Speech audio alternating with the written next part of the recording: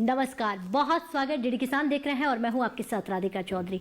आज हमारे खास मुलाकात में खास मेहमान हैं भारतीय कृषि क्षेत्र के जाने माने विशेषज्ञ और नीति आयोग के सदस्य रमेश चंद जी हमारे साथ हैं, जिन्होंने कृषि के विकास में बहुत सारा काम किया। सर, बहुत स्वागत, नमस्कार आपका। धन्यवाद। अच्छा सर, जब बात हम कृषि के क्षेत्र की करते हैं, मुझे लगता है कि अब अछूता नहीं रहा है कोई भी क्षेत्र, कोई भी घर, कोई भी गांव जिस पर हमने बात नहीं की हो। लेकिन महत्वपूर्ण है कि हम किसानों को और ज़्यादा तरक्की कैसे दें। तो जो जिस तरह से आप काम कर रहे हैं कृषि के क्षेत्र में वर्तमान में, और क्या नहीं हम तरीके से काम कर रहे हैं, नई टेक्नोलॉजी उन्हें दे सकते हैं, जिसमें आज हम कहते हैं कि किसान जो है सबसे पहले और सबसे आगे आना चाहिए। यदि आप पिछले 10 वर्ष की उपलब्धियां देखें, चाहे आप कोई भी संकेतक उसके लिए यूज़ करें, तो वो उपलब्धियां अभूतपूर्व हैं। सबसे बड़ा संकेतक है कि जो किसानों की आय है और जो एग्रीकल्चर सेक्टर की आय है उसमें थोड़ा डिफरेंस होता है।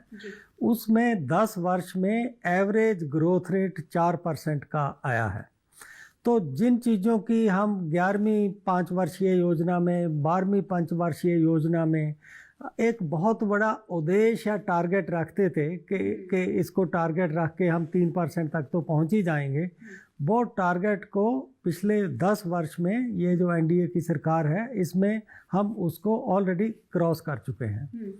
दूसरी बहुत बड़ी एक जो परिवर्तन कृषि में आया वो ये है कि जो कृषि की जिनसे हैं, यदि आप उनके मूल्य जो हैं उनमें देखिए किस रेट से वो बढ़े हैं और नॉन एग्रीकल्चर किस रेट से बढ़ा है, तो पिछले फिर मैं कहूँगा कि 10-12 वर्ष में उसमें कोई 20 से 25% की वृद्धि हुई है जी। यदि हम इन दोनों को मिला लें कि किसानों को हायर एमएसपी मिलने से, हायर मार्केट प्राइस मिलने से क्या लाभ हुआ, और जो प्रोडक्टिविटी में इंक्रीज हुआ, फिजिकल प्रोडक्शन में जो ग्रोथ हुआ, उन दोनों को यदि हम जोड़ लेते हैं तो जो एग्रीकल्चर सेक्टर की इनकम है ये भारत के इतिहास में पहली बार हुआ है। मेरे पेपर हैं इस पे, तो इसका एविडेंस है हमारे पास। एग्रीकल्चर में किसानों की आय उसी तेजी से बढ़ी है पिछले 10 साल में जितनी के नॉन किसान की, नॉन एग्रीकल्चर की आय बढ़ी है।